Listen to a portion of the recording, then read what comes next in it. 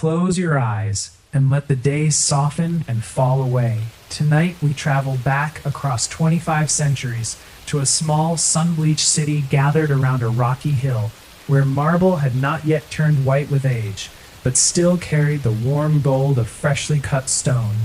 This is Athens, in the 5th century before the Common Era, at the height of what its own people would one day call a golden age, though none of them used that phrase themselves. To them, it was simply home, an ordinary city with ordinary mornings, where a baker still rose before the sun, and a mother still rocked a fretful child back toward sleep. Let your breathing slow to match the pace of that ancient morning. There is nowhere to be, nothing to hold on to, only the quiet unfolding of a single day, long since finished, long since turned to dust and memory. The sky above the Acropolis is turning from black to deep blue, the first pale edge of light touching the great limestone outcrop, where, in a few more decades, the Parthenon will rise. For now, only older, smaller temples stand up there, their columns catching the very first hint of dawn. Below, in the winding streets of the city proper, roosters call, dogs stir, and somewhere a donkey brays at being loaded before it is properly awake, much like anyone might. In a modest house near the agora, the great open marketplace at the heart of the city, a woman is already moving quietly through the dim rooms, careful not to wake the household before she must. Her name, let us imagine, is Melissa, meaning bee, a common enough name for a Greek woman of modest means. She tends the household's small hearth fire, coaxing yesterday's embers back to life, because a Greek home without a hearth fire was considered, in a very real sense, without a soul. The hearth was sacred, tended in honor of Hestia, goddess of home and family, and letting it die out completely was thought to invite misfortune.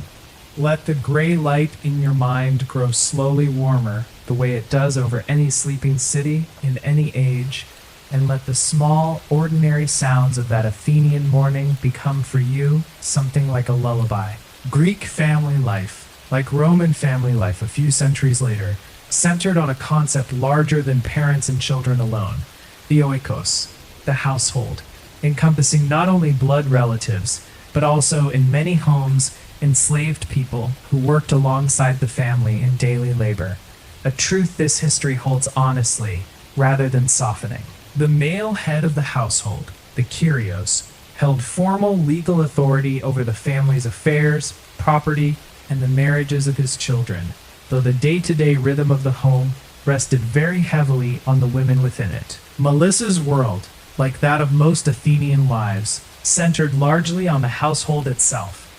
Athenian custom kept respectable women's public movement more restricted than a modern visitor might expect. Their lives organized around a separate part of the house called the gynekon, the women's quarters, where weaving, spinning, and the raising of young children filled the long hours of the day. This was not universally true across the Greek world. Women in Sparta, famously, moved through public life with far more freedom, trained physically alongside men, and were expected to speak their minds. A difference Athenian visitors to Sparta found startling, sometimes scandalous. But in Athens, a citizen wife's public role was narrower, her influence exercised instead within the walls of her own home, in decisions about household management, the education of young children, and the careful maintaining of the family's reputation, which mattered enormously in a city where public opinion could make or ruin a household's standing. Melissa's daughter, 5 years old, plays quietly nearby with a small terracotta doll, its jointed limbs allowing it to sit, an ordinary toy found in households across the Greek world, unearthed by archaeologists millennia later in children's graves, a small, aching reminder that childhood and its small joys has not changed nearly as much as everything built around it. By mid-morning, the agora is at its fullest, and it is worth pausing here, because the agora was, in many ways, the true center of Athenian life, not merely a marketplace, though it was certainly that, but a public square where politics, commerce, philosophy, and simple daily gossip all mingled freely under the open sky. Long colonnaded buildings called stoas lined its edges, offering shade to merchants and shoppers alike, their roofs supported by rows of painted columns, some stoas decorated with murals depicting famous battles or myths, giving even a simple errand the feeling of walking through a gallery. Melissa's husband, a modest potter named Stratton, makes his way there most mornings, both to sell his workshop's finished wares and to hear whatever news is circulating that day. Decisions from the assembly, rumors of grain shipments delayed at the port of Piraeus, gossip about a neighbor's dispute finally settled before a jury. Athenian citizens, and it is worth remembering this applied only to free adult men born of citizen parents, not to women, not to the many enslaved people living and working throughout the city, not to resident foreigners called medics, took an active, almost startling degree of direct participation in their own governance. Any citizen could, in principle, speak before the assembly on the Pnyx Hill, could serve on a jury, could hold public office chosen in part by lottery rather than election, a system meant to prevent any single wealthy family from dominating public life indefinitely. It was a radical experiment for its era, however narrow its circle of full participants, and its ordinary texture, men arguing amicably over the price of olive oil one moment, debating a proposed law the next, filled the agora with a particular kind of restless, engaged energy that visitors from more rigidly hierarchical societies apparently found remarkable even at the time. Stratton's own trade, pottery, offers a fitting window into the practical, skilled labor that sustained a city like Athens far more than its philosophers or generals ever did alone. Athenian pottery, the distinctive black figure and increasingly in this era, red figure painted vases, was prized and exported across the entire Mediterranean world, carried on trading ships as far as southern Italy, Egypt, and the Black Sea coast,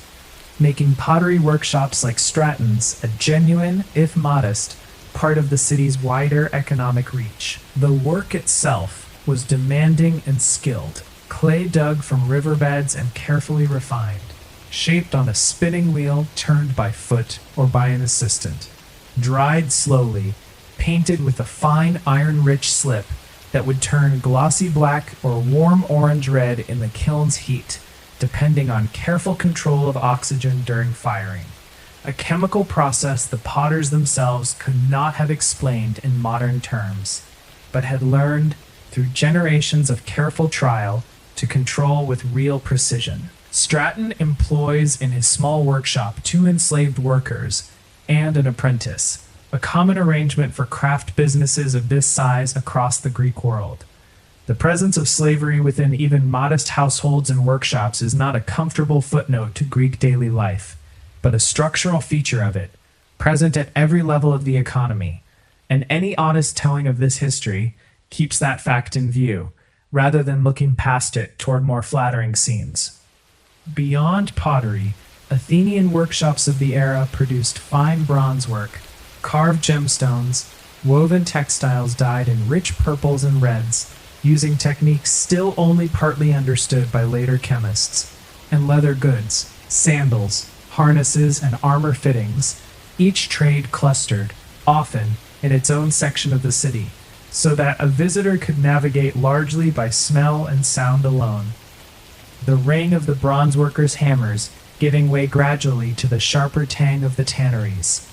For a boy in Stratton and Melissa's household, childhood followed a different path entirely from that of his sister. Greek education, where it existed formally at all, was overwhelmingly reserved for free boys, and even among them, access depended heavily on family wealth. A poorer family might manage only a few years of basic schooling before a son was needed at the family workshop or farm,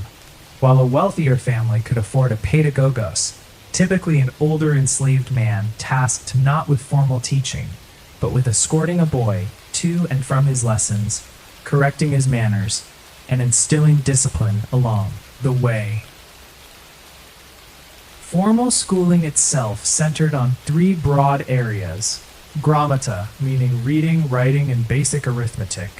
taught by a grammatist; musike, encompassing music, poetry, and the memorization of great works like Homer's Iliad and Odyssey, recited aloud and often set to the accompaniment of a lyre; and gymnastike, physical training conducted in an open-air gymnasium, where wrestling, running, and other athletic exercises were considered every bit as essential to a well-formed citizen as the other disciplines. Reading and writing, reflecting the deep Greek conviction that a healthy, disciplined body and a well-trained mind were two halves of the same civic ideal. Education in this era carried genuine civic weight. An Athenian man was expected, eventually, to speak competently before the assembly, to serve on a jury, perhaps to hold public office, and the skills cultivated in boyhood were meant quite deliberately to prepare him for exactly that kind of public life. A Spartan boy's upbringing, by striking contrast, was almost entirely reoriented around military discipline from age 7 onward. Taken from his home into a communal, state-run training system called the agora, emphasizing endurance, obedience, and combat skill over literature or rhetoric. A difference in priorities between these two neighboring city-states that shaped everything from their politics to their art,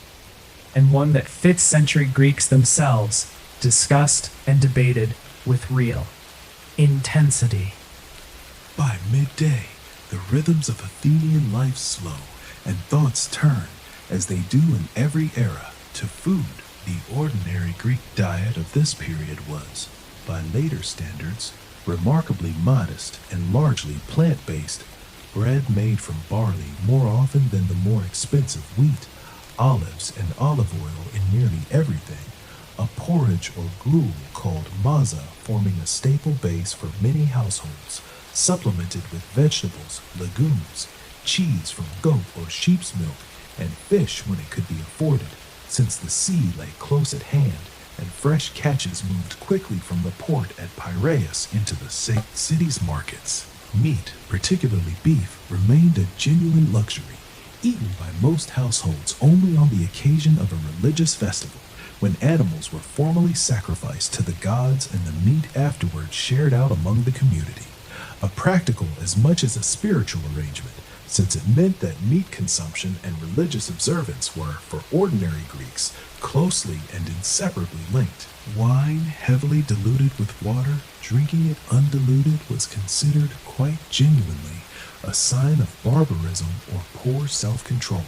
accompanied most meals, even among modest households, though the quality and quantity varied enormously by wealth. Melissa's midday meal for her family might consist of barley bread, a handful of olives, a bit of goat cheese, and perhaps a few dried figs, eaten simply, without much ceremony, in contrast to the more elaborate evening gathering that wealthier households, and occasionally even modest ones on special occasions, might host in the form of a symposium, a structured all-male drinking party held later in the day, involving wine, conversation, music, poetry, and sometimes philosophical debate, conducted by custom, while reclining on couches arranged around the walls of a dedicated room called the andron,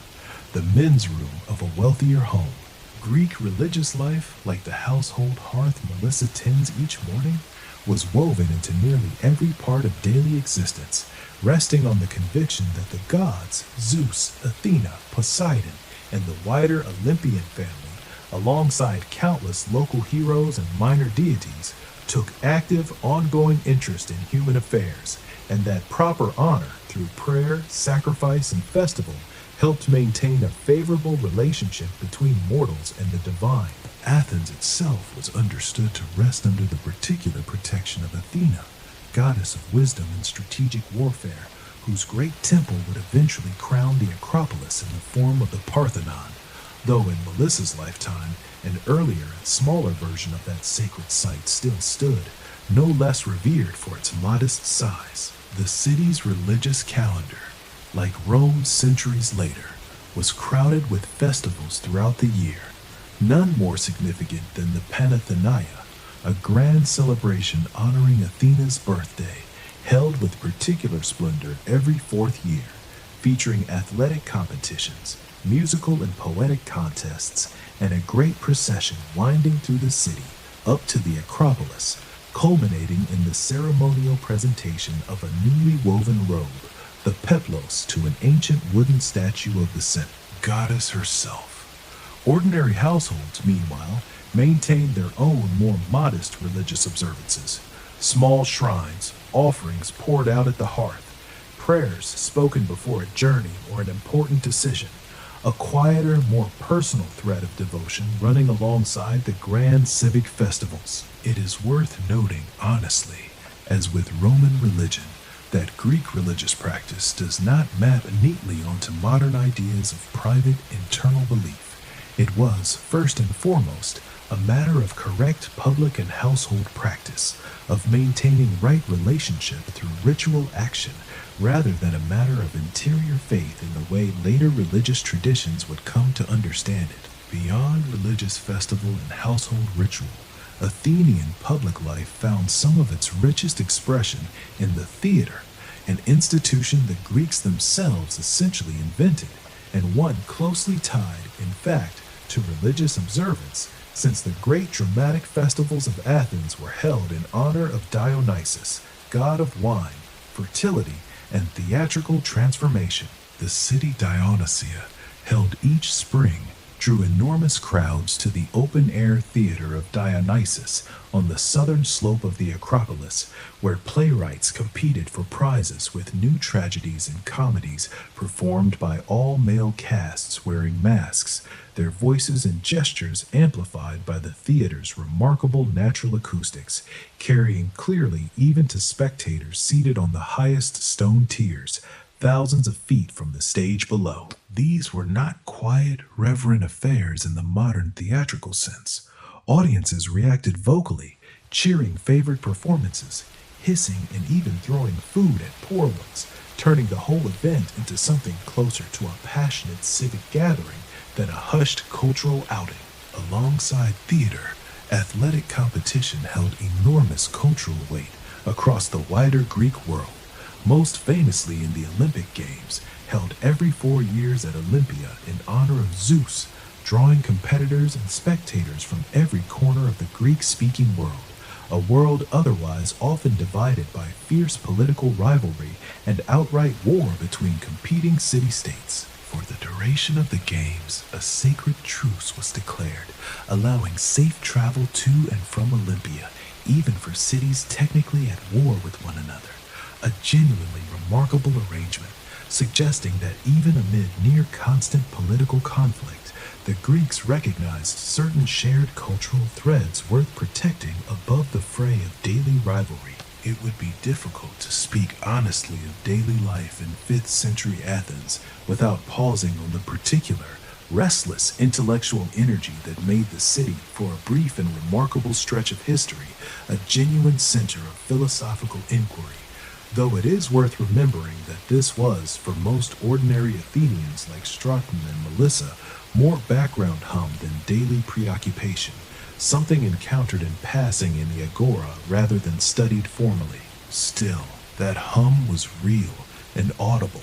A figure like Socrates, an actual citizen of this exact period, was known to spend his days wandering the agora and its surrounding stoas, stopping citizens of every rank to question them, often uncomfortably, about the nature of justice, courage, piety, and the good life, a habit that made him, by turns, a beloved local eccentric and a deeply controversial figure, eventually leading to his trial and execution on charges of corrupting the young and impiety toward the city's gods. A stark reminder that this era's famous intellectual freedom had real, sometimes brutal limits. Ordinary citizens might overhear such debates without formally studying philosophy themselves, much as a person today might catch fragments of a public debate on the street without ever attending a lecture hall. Yet the broader questions such figures raised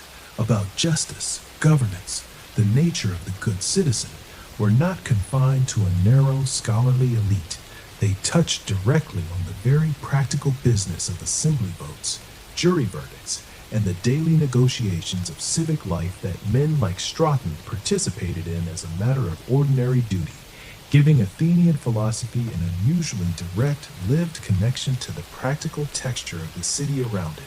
rather than existing in some separate, cloistered tower of pure abstraction. As the sun begins its slow descent over the hills west of Athens, the particular urgency of the day begins, gently, to loosen its grip. The agora empties gradually, merchants packing away unsold pottery and produce, citizens drifting home or toward a friend's andron for an evening symposium, the golden light deepening across marble and clay rooftops alike. In Straton and Melissa's home, the evening meal, lighter than the midday one, is prepared and shared, the household's small hearth fire tended carefully once more as darkness gathers outside. Their daughter, tired from a long day of play and small household tasks, is settled onto a simple woven mat, and Melissa, as mothers have always done, hums something low and wordless to ease her toward sleep, a tune requiring no translation across the 25 centuries separating her evening from your own. Outside, the city does not fall entirely silent. A dog barks somewhere near the agora. A late reveler's laughter drifts from a distant symposium, not yet ready to end its wine and conversation. A night watchman's footsteps echo faintly along a narrow street. But within the household itself, the day's business is done, its small hearth fire banked low for the night, its inhabitants settling, one by one, into rest, the way ordinary families have settled into rest in every century, under every sky, since long before Athens rose upon its rocky hill, and long after it will one day slowly fall quiet again. Tomorrow Melissa will wake before the others, coax the embers back to life, and the whole quiet cycle will begin again, exactly as it always has. Athens is sleeping now, and so, perhaps, are you.